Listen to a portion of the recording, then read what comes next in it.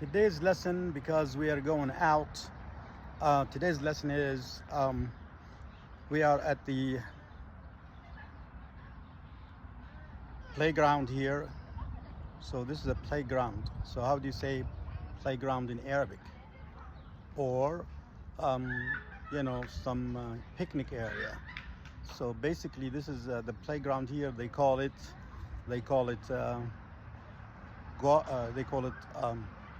حديقة أطفال.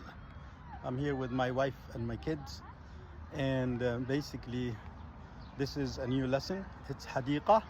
حديقة means playground. It's a playground, and it's a beautiful day after the rain. So welcome to Learning Arabic with Joseph. Hope you enjoyed this lesson, and keep watching and keep learning.